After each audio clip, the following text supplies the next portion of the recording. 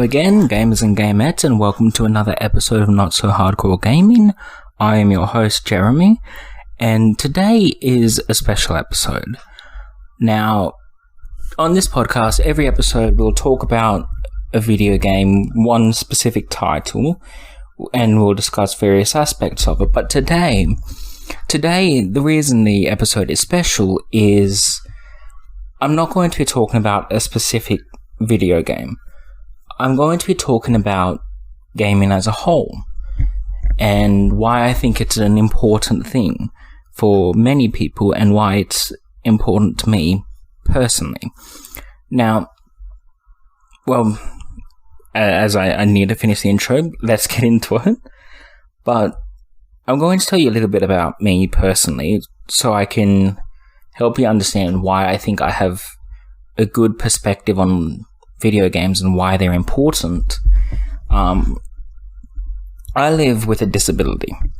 Now, when I was 11 years old, I had my right leg amputated at the hip. And growing up, my right leg was always a problem for me. And it was, I think, 7 centimeters longer than my left. And it was always very large and bloated. And throughout my life as a whole, I was never really that mobile.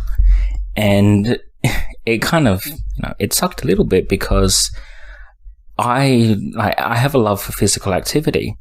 In more recent times, especially, I've been going more to the gym and enjoying it. But when I was young, I never really got the chance to fully be able to run around and have fun, play football, all the things that most kids my age did and could. I never really got the opportunity to be able to. And to add to the problems, I also have severe scoliosis. And so, when I ended up losing the leg, obviously that really changed a lot. And I was lucky enough that, I got to walk again because I actually hadn't been able to walk for a while at that point, due to a prior injury as well. So really, I never had that much luck with it. And then physical activity became impossible for a very long time. But after the leg was amputated, I got to at least get a prosthetic and I got to experience walking to some degree again. And, I was lucky for a while. Then I had to have back surgery as well. And that further limited things for me.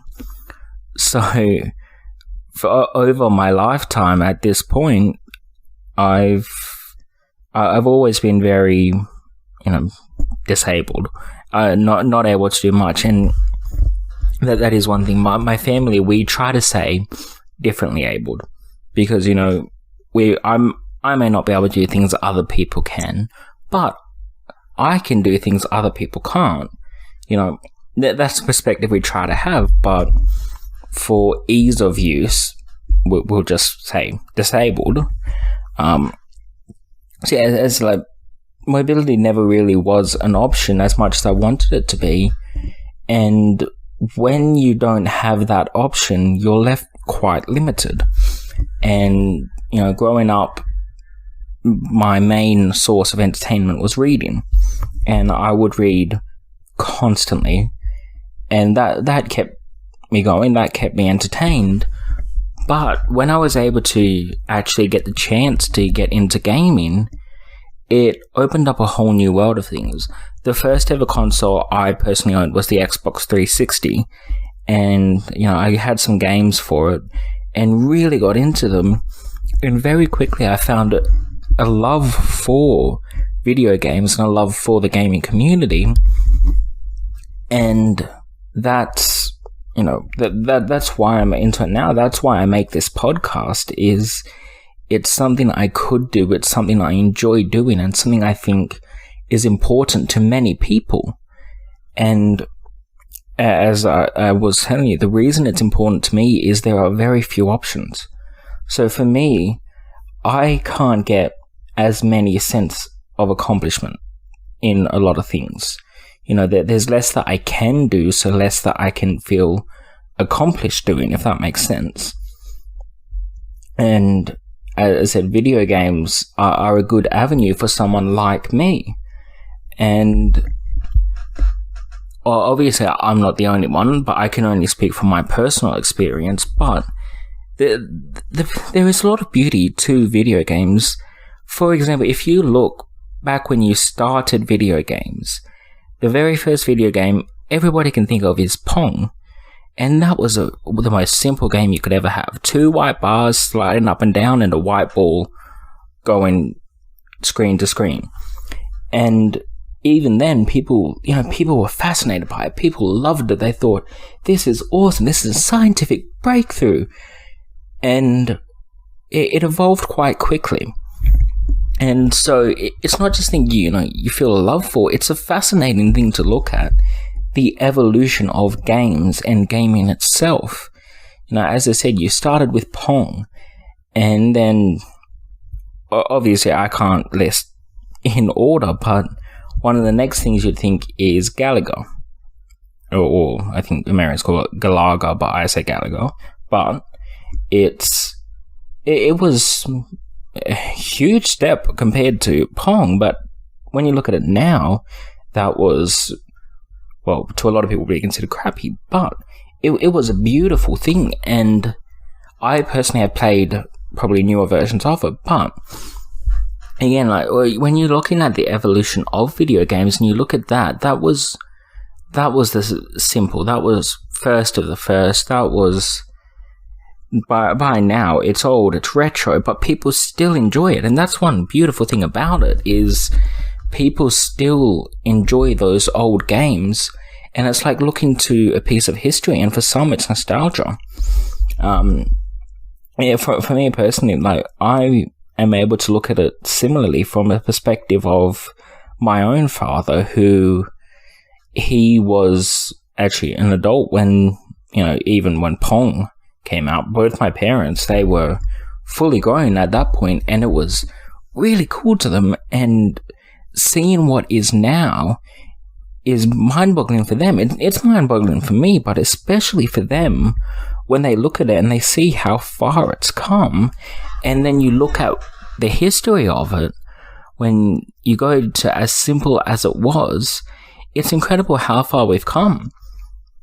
And as I said, then you've got series such as, for example, any of Mario Brothers, any of those games. By now, there are God knows how many iterations of the games, and when you look at them from the oldest to the newest, one of those series alone could show you the evolution of gaming. And it's a beautiful thing to look at, just how far we've gone, and we're accelerating in how fast games are going, but it's a beautiful thing to look at. And I think even just looking at that, how long it's been around, how far it's come, it's a fascinating topic, and it's important when it makes up history. But from a personal perspective, gaming, it can be an escape for things. And I think that's one of the most important things about it. And, speaking from my personal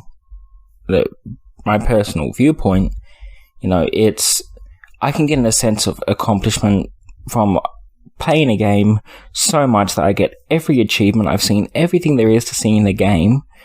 That, for me, is probably the same sort of accomplishment as, winning a grand final.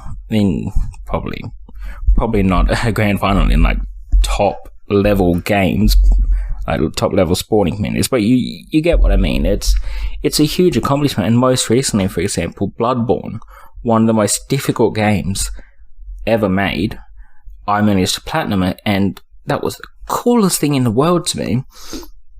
And that's a sense of accomplishment I don't think I would ever get otherwise. The only other thing so far has been starting this podcast. And what do I owe this podcast to? gaming. All my biggest accomplishments that I have from, apart from, recovering from my amputation, that type of thing, everything else, the relatively more simple, fun, pride things I can have, all originate around gaming. So just for me alone, it's a very important thing. And there are millions upon millions of other people who play these games. For some, they're doing a long, tiring job every day. Some of them, their boss is an asshole. They come home every day exhausted, upset for any reason, and then they go and they play a game, and it lets them take their mind off it. It lets them relax. If they're in a bad mood, they play a game and it lifts their spirits. So even for your average working person, it can be just as important as it is for someone like me. And that is another aspect of it I think is good to appreciate, is the way it brings many different people together. It brings different cultures, it brings young and old, rich and poor, everybody, every single type of person you can have, every culture has at least some people who enjoy gaming. It can be a really uniting thing, and it's beautiful to look at from any perspective, the love that people have for games. And it really, that just plays more into the importance. There are many different aspects as to why a game is important, why a single game or the gaming community as a whole. And as I said, it's fascinating, it's beautiful, it's uplifting in some ways. And I find I'm repeating myself a lot, but I think that speaks more in terms of how much I appreciate it. I'm repeating myself because it's difficult to find the words as how good I think, how much of a good thing it is. As I said, gaming it's fun, it's engaging. You can have anything from just mindless time wasting to really engaging puzzle stories.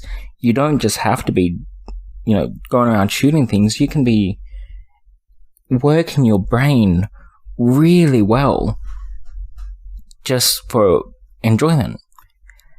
And it's lovely. I've played probably every genre game you can possibly have, and all of them have unique beauty, unique aspects to them, and they're all enjoyable for different reasons. And if you were to sit down and you never had to sleep, eat, drink, anything, if you were just to sit there gaming 24/7 for the rest of your life, you wouldn't see half the games there are out there, or for whatever platforms, because there are so many different platforms, there are so many different genres. No one man would ever be able to play every game there is. And that's just another aspect of it. That's another really beautiful thing for me, is the sheer amount of content there is. And behind every one of those games are people who want to make something beautiful, want to make something that people will like, people will have fun with. And those people who put all their effort, all their time into making one of these games, they can make a living off it. So for them, it's not just something they have fun with, not something they just, that they want to do. It becomes their job. And that is yet another lovely thing about it. You've got people like, for me, two people who definitely inspired me to go in this way, Jacksepticeye and Markiplier. Now, they obviously they do other things as well, but they're known as gaming YouTubers. And they make their living just from playing games, sharing it with their community, and they love what they do. They do it well. And the reason people like them so much is because they put so much love into their content, into their work. That's why they can inspire someone like me to go into the same thing. It's because the sense of love they have for games is infectious. It's really a uniting thing for so many. As I said, people can make friendships on a game that last a lifetime. You know, they'll meet people that they will talk to for years, and then they end up remaining lifelong friends, and a lot of the time they owe it all to that game. If that game didn't exist, or if they didn't play that game, they may never have met that person. They can meet someone on the other side of the world. They'll talk to them almost daily. They'll be spending time, sure, it's on the computer, but you're spending time with other people. It's a social thing, and it can leave lasting impressions and lasting friendships. How can you not love that? You know, how can you not appreciate every aspect of that? It's beautiful. As I said, I'm doing what I'm doing now because I love it so much, and I want to share my love for it. And I want to, you know, I want to be able to stress why I love it. And as I said, it's for anyone. And to give you an example, I play video games with my father a lot. My father and I are very, very close. He's gotten more into video games over recent time. And as I said, he was growing up long before video games were out. And he saw how it evolved, and it's beautiful watching how he'll have just as much fun as a kid. You know, he'll really get into a game. One game that we've been playing on and off for, at this point, probably 8 years since we got it, is Madden Nfl 11.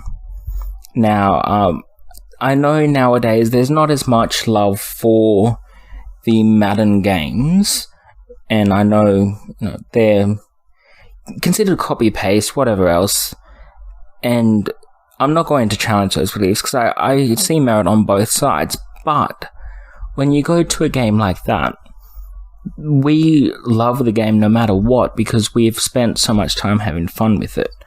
It's been a bonding thing. It's been something that lets us spend more time together. We both enjoy it. We both have fun. We can listen to music while we're doing it. It's really quite wonderful. And, you know, you can have multiple players in the same room. Like, it helps one with my siblings as well. And this one game, Madden NFL 11, is still to this day one of my favorites, simply because of how much time I've put into it and how much time I've spent with my family playing it. And it holds a special place in my heart, and it always will. And it couldn't do that if it wasn't an amazing thing. You know, like, we'll take an hour or two just to create a team and create players, and then we can be playing that over a month every day just to have some fun with it. And we still enjoy it even though it's 10 years old. That is really an incredible thing when you think about it. And as I said, like, looking at it, Dad said, you know, a lot of things, they look real, you know, that they looked good. And he'll say a similar thing to what I'm saying now. You look at that game's 10 years old now, and you look at it and you think, oh, you know, this and that are problems. They're not a problem anymore. You know, this looks old and clunky, but back then it was brand spanking new. It was awesome. It was a breakthrough. And, you know, for me, I've played more recent ones, and I look at it and I say, well, yeah, I see what they mean. And it's interesting, it's engaging, and I think for me, I can still enjoy the newer games simply because I like to compare them to what the old games were. You know, I like to see how it's evolved, and while I'm doing that, I get into the game. And I think that that's another important thing, is keeping an open mind about it.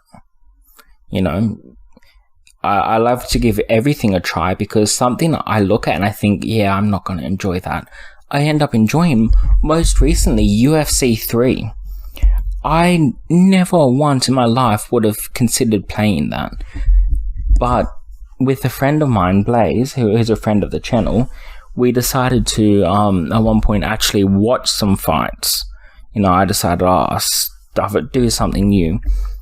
And in the end, I thought, you know, this is actually really good. And I decided to play the game, and I really enjoyed it. And even made an episode about it, which was extremely positive. And I think all of that is due to having an open mind. And as I said, that just goes to show, you know, it can change your mind so easily. Like, in the click of your fingers, it can open up new things to you. And all of that is just through the power of gaming. And none of that would be possible if it weren't for the people who put all their love, all their work into making this game a reality. And for me, I will feel the love that they've poured into it, you know, and that's part of what makes the game so enjoyable. And it's important to so many different people for so many different reasons, and it will always be a beautiful thing. That's just the simplest way I could describe it. It is a beautiful thing. You know, for example, I'm going to give at least a couple examples. Well, let's say the God of War series. Now, that is another one which showed some of the evolution of the gaming consoles. And in more recent years, you've seen it, you know, it's obviously following the same character, but it's different enough. It's a whole new game, like a whole new story. It's got more characters, that sort of thing. And you look at it, and sure, there are some people who played the old one who just didn't like it as much, but for a lot of people, it became a new thing. It became a sensation, and that was the product of years of hard work from hundreds of people, like a huge crew, from voice actors to developers to just people writing down code. All of this, a huge amount of work went into a game that turned out to be considered one of the best games ever made, and for me, one of the best games I've ever played. Hell, I've played that game, story mode, start to finish, probably 6 times, and it's the first ever game that I sat down and thought, you know what, I'm going to play it on the hardest difficulty. Well, so not the first, but it's one of the first where I looked at it and I was enjoying it so much that I didn't mind dying like 200 times.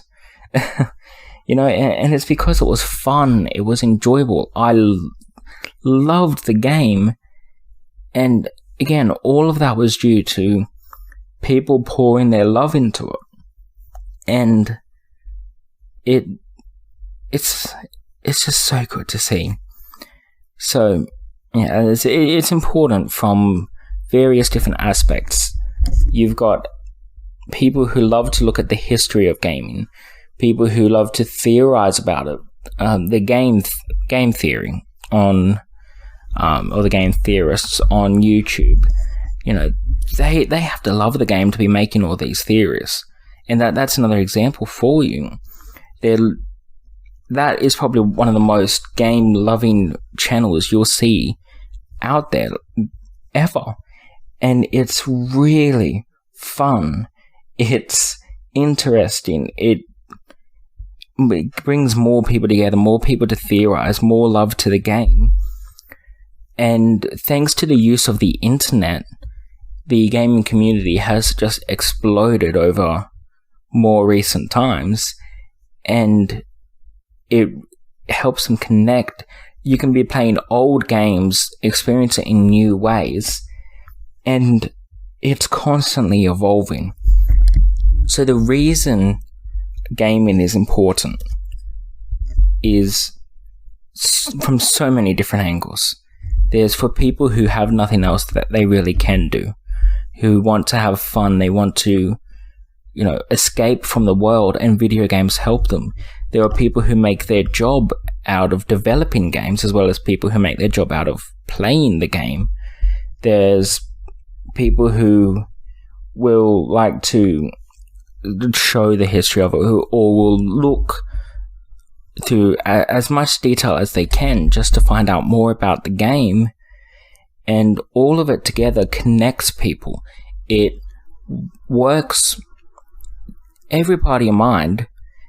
It can be a good way to reminisce, to relive old times, to experience new things.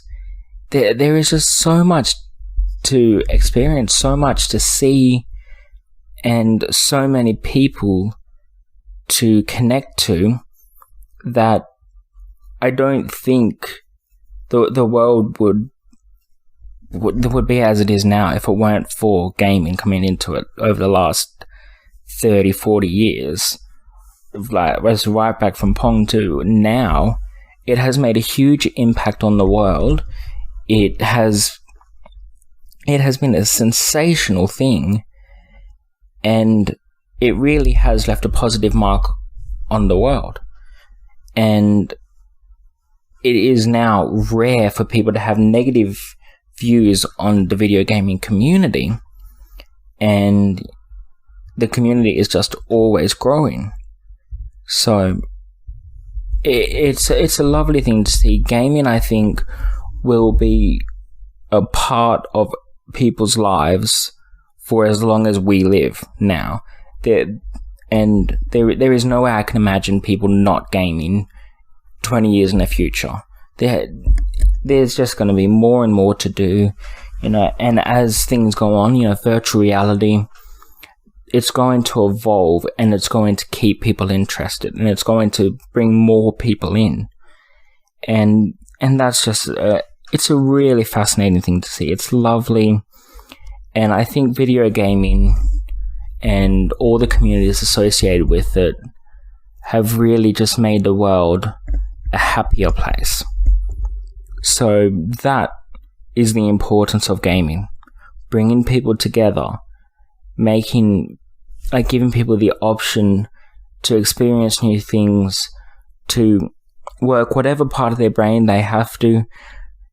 There is so much you can do by gaming. So many friends you can make. The importance of gaming evolves every day, and that is probably the most important part of gaming. And with that, I think I've said everything I need to say. This has been a bit of a different sort of episode, but I thought it was time I shared a little bit more, and told a bit more about myself and why gaming is such a beautiful thing. Thank you for listening if you've made it this far. I hope I've given you a new perspective on gaming. I hope I've given you an appreciation for it. And, well, even if you think I'm just a little bit of a weirdo, I hope you had a good time laughing at me. And with that, I'll end today's episode. Thank you again for listening. This is Not So Hardcore Gaming. I'm Jeremy, signing off.